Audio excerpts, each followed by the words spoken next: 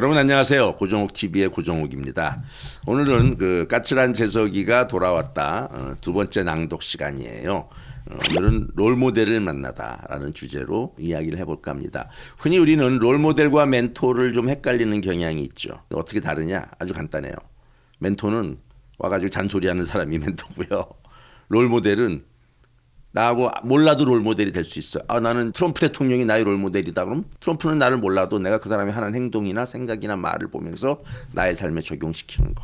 근데 중요한 거는 멘토가 롤모델이 될 수도 있죠. 겹칠 수도 있지만 안 겹칠 수도 있는 거니까. 중요한 거는 나에게 도움이 되는 많은 사람들을 많이 만나고 그들의 삶과 태도와 이야기와 책과 글을 많이 읽으면 그게 나에게 영양분으로 스며들 수 있다는 거죠. 그래서 오늘은 재석이의 롤모델인 학교 선생님이자 소설가이신 김태호 선생님을 만나는 역사적인 장면을 여러분들에게 읽어드릴까 합니다. 제가 학교 다닐 때 참 좋은 선생님들 많이 만났어요. 왜냐하면 제가 또 장애가 있다 보니까 선생님들이 항상 관심을 주셨죠. 그래서 그 선생님들의 사랑과 관심 덕분에 제가 작가가 됐다고 생각하는데 재석이에게도 학교 밖에서는 브라키 할아버지가 멘토지만 여기서는 롤모델로 나도 저렇게 소설가가 돼보고 싶다. 글을 써보고 싶다는 생각을 하게 만든 사람은 김태호 선생입니다. 그래서 오늘 김태호 선생 만난 장면을 여러분이 읽어볼 테니까 여러분도 나의 롤모델을 하나씩 정하시면 참 좋을 것 같아요. 자기가 원하는 꿈, 자기가 가고자 하는 길, 자기가 갖고자 하는 직업에서 저 사람처럼 되고 싶다라는 롤모델이 있는 사람과 없는 사람은 삶의 질이 달라질 수 있습니다. 자, 29쪽입니다. 김태호는 지난 학기 도중에 부임한 임시교사였다. 국어선생이 갑자기 결핵에 걸려 휴직에 들어가자 학교에서 급하게 강사를 구한 거였다. 첫날 수업에 들어온 김태호는 꼬불꼬불한 파마머리에 마치 오토바이 탈 때 쓰는 것 같은 고글처럼 생긴 색안경을 쓰고 있었다. 게다가 바지는 까만색 윤이 나는 가죽 바지였다. 한마디로 파격적인 차림새였다. 그는 들어오자마자 손에 들고 있던 책을 한 권 높이 들어 아이들에게 보여주었다. 나는 김태호라고 한다. 원래는 소설을 쓰던 인간이야. 이게 내 소설이다. 아이들은 술렁거렸다. 그가 소설가라는 말에 서로 좌우를 둘러보며 물었다. 책으로만 만나던 소설가가 바로 눈앞에 서 있다는 사실이 믿기지 않았던 것이다. 야, 김태호 이름 들어봤냐? 아니, 몰라. 아이들이 서로 수군댈 때 그는 손에 들고 있는 자신의 소설책을 흔들며 말했다. 이게 내 책이다. 읽어본 사람. 책의 제목은 나른한 오후의 살인사건이었다. 손을 드는 사람은 아무도 없었다. 당연히 읽은 사람이 없을 거다. 이건 쓰레기니까. 자조적인 그의 말에 아이들은 더욱 충격을 받았다. 하지만 추리소설 좋아하는 사람 있으면 빌려줄 테니 말해라. 물론 사서 보면 더욱 고맙고. 나는 원래 소설을 쓰려고 대학 국문과를 택했다.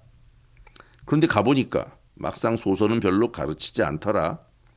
문학 공부라는 게 소설 쓰는 것 말고 연구하는 것도 중요하다는 걸 그때 알았다. 하하하하. 별로 웃기지도 않는 말을 해놓고 그는 웃었다. 대학교 4학년 때 나는 작가로 등단을 했고 지금까지 소설을 쓰다가 이 학교에 오게 됐다. 사실 먹고 살기 어려워진 탓에 여기에 온 거긴 하다만 어쨌든 반갑다. 우리 신나게 놀아보자. 김태호는 한마디로 괴짜였다. 용모도 특이했지만 그의 솔직한 어법이 아이들을 무장해제시키는 묘한 마력이 있었다. 아이들은 그러한 김태호에게 관심을 보였다. 잠자던 녀석들도 부스스한 얼굴로 이야기에 몰두했을 정도였다. 늘어진 양복에 툭 나온 아랫배를 가진 대부분의 교사들과 달리 그는 날씬한 몸매에 옷차림도 세련됐으며 무엇보다 호방한 태도를 보였기 때문이다. 자, 김태호 선생의 그 등장 좀 파격적이죠. 제가 학교에 강연하러 많이 가보면 선생님들은 참 누가 봐도 선생님 같다라는 느낌이 들게 복장이라든가 태도라든가 말치가 너무 판에 박혀 있어요. 그래서 저는 좀 재밌는 선생님도 좀 학교에 몇 분 계시면 아이들이 얼마나 그 다양한 사고를 할 수 있을까 그런 아쉬움이 좀 있었어요. 만약에 내가 고등학교 교사가 된다면 어떤 모습을 보여줄까 이런 생각도 했었고 그 생각이 여기에 드러났는데 중요한 건 이 김태호 선생의 용모가 아니라 소설가라는 거죠. 소설가가 학교에 와서 청소년들에게 국어를 가르친다. 그런데 솔직한 사람이다. 그리고 아이들을 굉장히 사랑한다. 그리고 소설도 쓰면서 교사 생활도 하면서 청소년들에게 바른 길을 이끌어주는 롤 모델이 바로 이 김태호 선생이에요. 그래서 재석이는 이런 사람을 처음 본 거예요. 그동안에 재석이는 다른 꿈을 가질까 말까 막연하게. 왜? 공부를 잘 못했으니까. 근데 김태호 선생이 와서 멋있는 모습을 보여주는 거죠. 그래서 나도 이제 소설을 좀 써봐야 되겠다라는 결심을 이제 이 다음에 하게 돼요. 글을 조금씩 쓰게 되는 거죠. 전혀 몰랐던 분야에. 이게 사람을 변화하게 만드는 건 롤모델을 누구로 정하냐에 따라 달라지는 거예요. 그래서 김태호 선생이 굉장히 그 나중에 큰 도움을 많이 주는 역할을 합니다.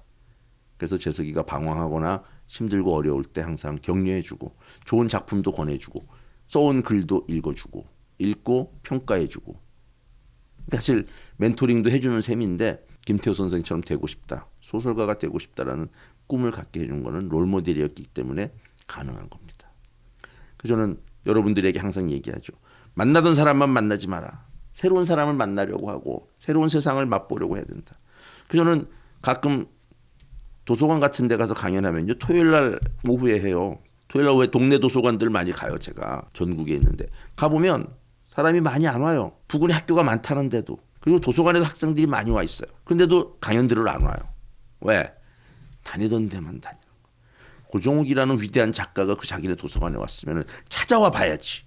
어떤 사람일까? 그래서 작가 이야기도 들어보고 그 사람의 책도 사인받고 그러면서 책도 읽어보고 이러면서 새로운 세계가 열리는 거거든요. 내가 롤모델이 될 수도 있고 내가 멘토가 될 수도 있고 아니면 그냥 한 두어 시간 동안 새로운 이야기 듣고 재밌게 웃어도 되는데 요즘 청소년들은 그저 스마트폰, 게임, 수다 아니 뭘 하는지 왜 자기 옆에까지 온 좋은 기회와 좋은 충격과 자극을 받을 수 있는 기회를 놓치는지 이런 게 참 안타까웠어요. 저는 옛날에 중고등학교 다닐 때 새로운 게 있다. 누군가 와서 강연을 한다. 이러면 정말 잠을 설쳤어요. 가보고 싶어서. 근데 요즘 아이들은 그런 게 없는 것 같아서 너무 속상해요. 김태호 선생이 그런 파격적인 모습으로 재석이에게 나타났기 때문에 재석이의 삶이 변한 겁니다. 여러분 새로운 자극, 새로운 변화에 우리는 항상 목말라 있어야 돼요. 그리고 새로운 변화와 새로운 자극은 누가 주느냐? 바로 저렇게 되고 싶다 생각하게 만들 롤모델이 그런 역할을 해주는 겁니다. 오늘부터 여러분도 나의 롤모델 하나 정하세요. 나도 저 사람처럼 해야 되겠다. 그 사람에 대해서 모든 걸 수집하고 따라하고 배우고 본받으면 여러분도 새로운 길이 열릴 겁니다. 자, 까칠한 재석이 오늘은 롤모델 김태호 선생님 만난 이야기를 읽어드렸습니다. 좋아요와 구독도 꼭 눌러주세요.